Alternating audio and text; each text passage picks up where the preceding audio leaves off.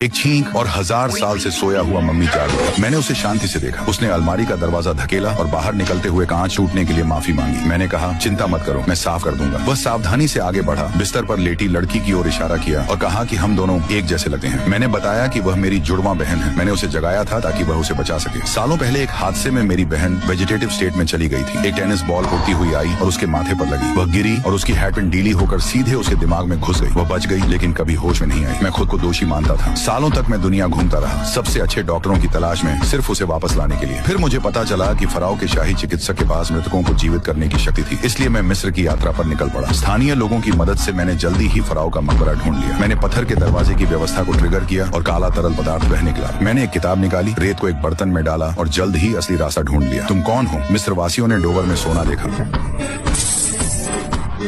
मुझे सिर्फ अंदर के सार्कोफेगस में रखी मम्मी की परवाह थी। जैसे ही मैं उसे खोलने वाला था, किसी ने मुझे रोका। फराओ का मकबरा खोलना पाप है, इसके लिए तुम्हें फांसी हो सकती है। क्या ऐसा है? और उसके सोने को लेने के लिए? नहीं। जैसे ही उसने बात खत्म की, उसके गले का आभूषण जीवित हो गया, कसा चला गया और उसे सीधे स्वर्ग भेज दिया। उसका साथी कुछ पलों बाद नरक पहुंच गया। मैंने ताबूत खोला, लेकिन जश्न मनाने से पहले पीछे एक फौज आ पहुंची। उनमें एक गद्दार था और हमें पकड़ लिया गया। लेकिन मैं घबराया नहीं। सिगरेट का कश लेते हुए मैंने अपना लाइटर तेल से भरी जमीन पर फेंका और बिना पीछे मुड़े ताबूत की ओर दौड़ा। ताबूत नीचे सरका और मैं भूमिगत नदी के साथ भाग निकला। अचानक ही इस निकटता को माफ करना, मम्मी को कसकर पकड़े हुए। इतनी मेहनत से मम्मी को वापस लाने के बाद अब मुझे किसी ऐसे व्यक्ति की तलाश थी जो उसे जगा सके। वह व्यक्ति थे प्रोफेसर जा। वह प्राचीन मिस्र के विशेषज्ञ थे। 16 साल की उम्र में फिजिक्स की डिग्री हासिल की और 51 साल की उम्र तक जीवन का रहस्य खोल चुके थे। आत्मा मौत के बाद भी जीवित रह सकी है। उस दिन वह घर पर प्राचीन मिस्री मंत्रों के साथ प्रयोग कर रहे थे जब गलती से उन्होंने एक प्राचीन जीव को जीवित कर दिया, एक टेरोडैक्टिल। इससे भी बुरी बात, उनकी आत्मा और चेतना उससे बंध गई। जब टेरोडैक्टिल ठोकर खाता तो वह भी ठोकर खाते। लेकिन टेरोडैक्टिल का दिमाग बहुत शक्तिशाली था और उसने जल्दी ही उनके नियंत्रण से खुद को आजाद कर लिया।